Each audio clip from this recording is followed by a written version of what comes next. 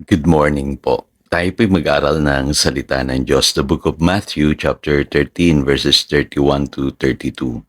Sa pagpapatuloy, sa pangtalinhaga ang isinalaysay ni Jesus sa kanila.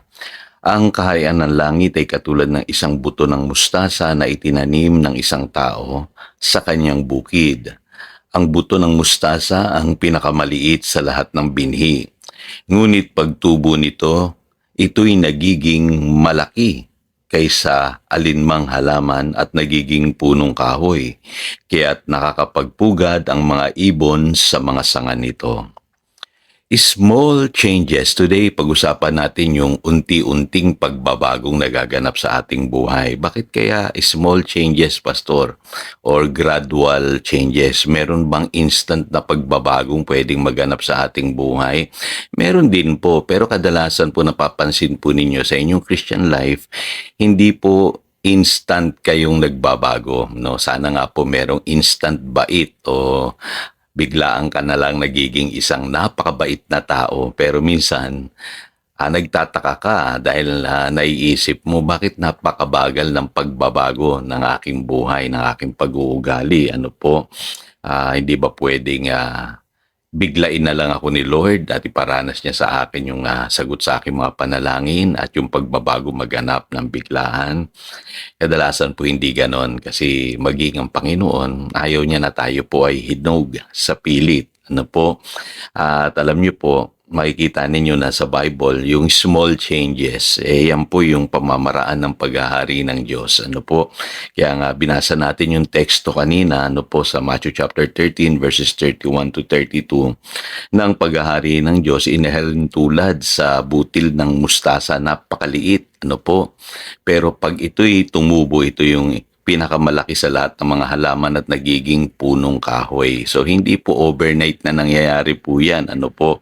Pero nagaganap yung pagbabago over time, unti-unti po. At ganun po yung potential natin bilang mga Kristiyano. Inexplain din niya ni Apostle Paul sa 2 Corinthians chapter 4, verse 16. Sabi po dyan, therefore we do not lose heart.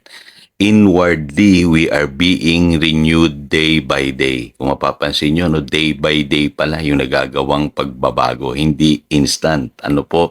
At ang sabi sa 2 Corinthians chapter 3 verse 18, we are being transformed into His likeness with ever increasing glory which comes from the Lord. So, ibig sabihin, hindi talaga instant, ever increasing glory. Kaya huwag kayong malungkot kung nandiyan pa rin yung ibang mga maling pag-uugali or yung mabagal ang inyong pagbabago, progreso sa buhay, huwag kayong malungkot. Ano po, hindi tayo minamadali ni Lord. Ano po, naunawaan niya tayo bilang kanyang mga anak, ginagabayan niya tayo sa ating pagbabago.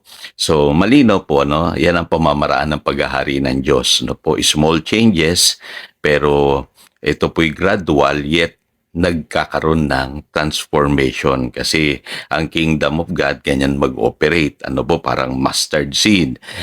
Lagi niyong tatandaan, ang transformation natin hindi nangyayari overnight, kaya walang hinog sa pilit.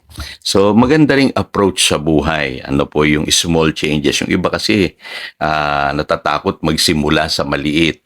No? Lahat nagsisimula po sa maliit, no po, or sa mga small na changes sa buhay. Ano po? At kadalasan po mas na-appreciate nyo kung nanggaling kayo talaga doon sa maliit. Ano po? At huwag kayong magmadali at mainip. Ano po?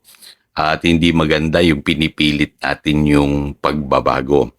Ang Christian, ano po, ang Lord ang in charge sa ating pagbabago. Yung po sinasabi ng 2 Corinthians chapter 3 verse 18. We are increasing glory which comes from the Lord. Ano po, mahalaga sa buhay na ito na i-enjoy natin yung buhay, pero at the same time, may natututunan po tayo. Sa bawat chapter ng ating buhay, marami tayong ma-appreciate na mga kaganapan. Ano po, kaya minsan pagka ikaw ay biglang nag-progress o masenso, gumanda ang buhay, biglang nagbago lahat, hindi mo ma-appreciate yung iyong pinanggalingan eh. Kaya maganda yung unti-unti. Ano po, kaya kung ako'y tatanungin ninyo, mas gusto ko po yung stable na pagbabago sa atin pong Christian life kesa do sa radical na pagbabago, yung mabilisan o minadaling pagbabago. Ano po? Kasi marami akong nakitang Kristiyano, magagaling sa umpisa, mabibilis, ano po, nagmamadali. Pero sa bandang huli, wala na, hindi na nagpatuloy. Ano po? At nakakalungkot po yun. Mas maganda yung stable lamang po yung takbo natin. At the same time, nai-enjoy natin ang buhay, may natututunan pa tayo. Ano po? At mas napaparangalan ng Lord, ano po, sa unti-unting pagbabago natin. Ano po? Kasi pagka bigla po yan, hindi nyo na-appreciate eh. Pero pagka halimbawa, binangon ka ng Lord mula sa sakit or sa kahirapan, unti-unti, mas na-appreciate mo yung ginawa ng Lord eh. Kung ikaw ay nabago sa masamang pag-uugali mo ng unti-unti, nas nakikita mo ngayon yung malaking changes, mas na-appreciate mo yan eh. Talagang maraming maniniwala na napakabuti ng Panginoon. Mas napaparangalan ng Panginoon kapag nakita ng madla na tayo binago niya. At higit sa lahat, ito, maniwala ka na may nangyayari sa buhay mo bawat araw.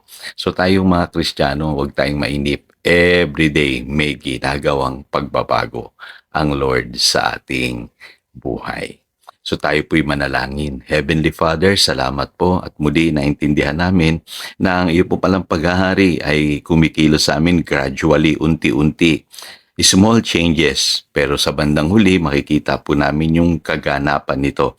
Kaya salamat, ikaw ang in charge sa aming pagbabago at sa buhay na ito. Huwag kaming mahirapan dahil pinilit namin yung aming pagbabago, kundi ipagkatiwala naming lubos yung aming pumbuhay sa iyo, ma-enjoy namin yung ginagawa namin, and at the same time natututo kami bilang mga Kristiyano sa mga lessons ng buhay sa bawat chapter na aming pinagdadaanan. Salamat po Panginoon at naniniwala ako na marami ka na namang tutulungang mga Kristiyano today na naniniwala na ikaw o Diyos ang gumagawa ng pagbabago sa kanilang buhay. Salamat po. Yan ang aming panalangin. In Jesus' name we pray. Amen. Again, ito si Pastor Jojo, nagpapaalala upang daluyan tayo ng pagpapala, manatili tayo sa kanyang salita. Good morning.